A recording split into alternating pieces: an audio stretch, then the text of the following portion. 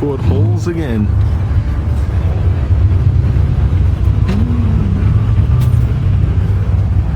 Oh yeah, backseat out. Hey Ruben, we got this one in. Barely. There it is, guys. Holy God. There's some dust.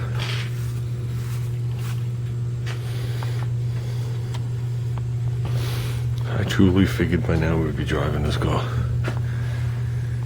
I never thought he'd want to do the Concord over this. We have a compressor explosion. Holy moly. I knew this top plate would be different. So basically what I just did was I removed the top plate from the other one. Not the sides, just the top of it. Okay, the motor mount's different on this one. Doesn't have bolts and slides. Goes on a pivot with a J-bolt. Okay. Compressor actually, this plate was tapped. So 2 of the holes could line up if I want them to, if I move it over a hair, but we're not going to do that. Basically what we're going to do is we're going to mark these. And we're going to draw out this plate so this thing sits flush. Over here, I have to definitely draw out this hole here for the J-bolt. And we're going to tack this thing on. As long as I don't weld to the tank, I'm happy. So when you start welding here, you got problems. When you weld to this, it's no big deal. Okay, but we want to make sure that this thing is strong. There was actually no reveal on this, no bend over. This side did have one, probably because of the J-bolt. So I got to take that all into consideration when I tack this thing up. The only other thing is we're not going to be running the gauges out the center. My other tank had the 2 holes here, as you can see by the wide oval. This one has one out here. So I will have to feed into the tank here, and I won't have my regulator and all my electronics over here. I just have to lengthen the 1 tube for the style, so the tube with the S on it. That's what the pressure senses the pressure, so it knows to turn it on and off. Okay, I like that gauge cluster better than the one that was on the other one. Plus this set for 2 different pressures. This will match with my other compressor. Yeah, we're not going for beauty here. I didn't think we would be. So with that, let's start drilling and altering. So I got a nice good tack there. Something here, here, here, here. Something in the zone, maybe here and here instead. That could overhang. And then everywhere it's going to be here, but this is going to be, it's going to be threaded into this plate, and there's going to be none on the bottom of the red plate, so that's not going to be an issue. And my alignment will be right because I'm not altering the plate. I can mount it like this, and my alignment will be right.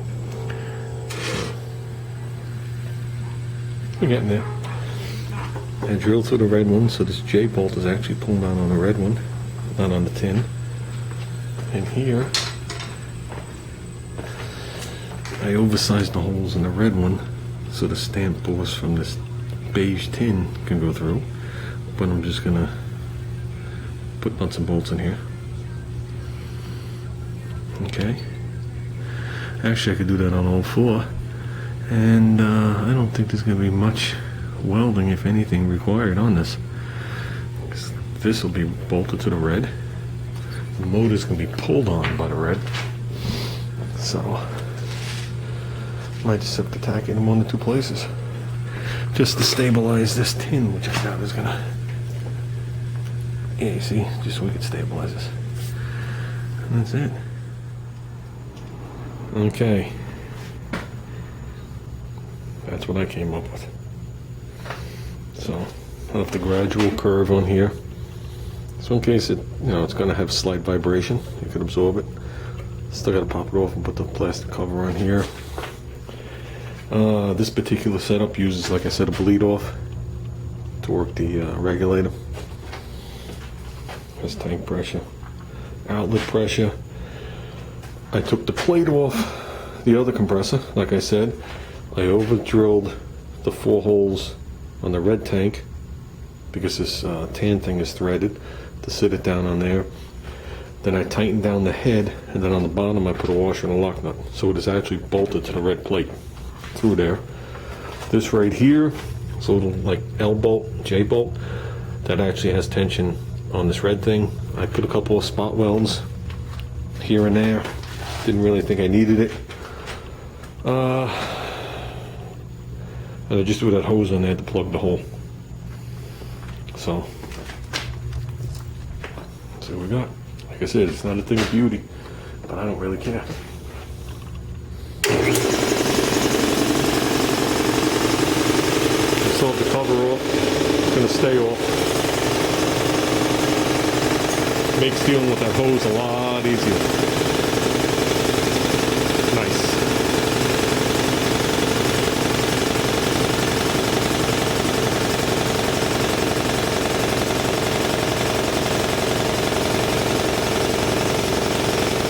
This is my second attempt on this.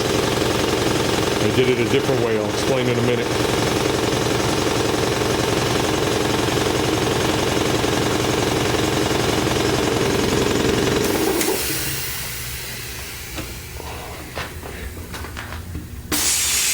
Down. This tank has a 3/8 hole here and a 1/2 inch hole there. The old tank had 3/8 and a 1/2 inch side by side. That's why this plate is oval. Okay. So originally I used the copper tube that came with that head down to their check valve right in. And I had this whole gizmo over here. So this tube was nice and short. This one was a little longer, had some curly fuse in it, all nice. This valve knocks, like a rod knock. I turned it on, after about 30 seconds, started knocking away. I thought something went wrong with the pump. I was like, nah, can't be. And I'm listening, and it wasn't coming from the pump. It was coming from down here. So after some investigation, I've had this pump, this valve apart. Okay, it is a check valve. So if this line blows off, or, no, there's two reasons for it. One, if the line blows off, the pressure in the tank stays there. Two, it keeps the pressure from coming back onto the heads. Okay, you don't, well, you can't bleed off the head pressure, because the whole tank would just keep bleeding off. This way they could bleed off that minute amount and it's done, and this tube has no pressure in it no more. That's why I'm not that worried about that tube, even though that's refrigerant copper. If it lets loose, the tank ain't gonna empty out. But like I said, I originally had this here, and me and Junior were looking at it, and this fucker was knocking. I'm telling you, it sounded like a rod was coming through the block. I should have videotaped it. And I had a couple of choices. That's when I realized the sizes. Because that one screws into that naturally, and that one screws into that one naturally. Before I had a reducer on there. And I said to Junior, we could do it a couple of different ways. We could leave the valve, because we know it's the valve knocking, and leave the setup the way we have it. I could attach this hose to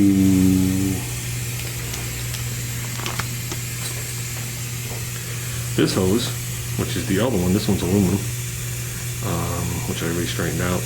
That's just a union. Then it really look hacked, and then, you know, run it out to where I just did it. I said, oh, I could just go get a piece of copper and end it. I said, we into this so cheap, I might as well. So, like I said, I know the compressor is a good compressor.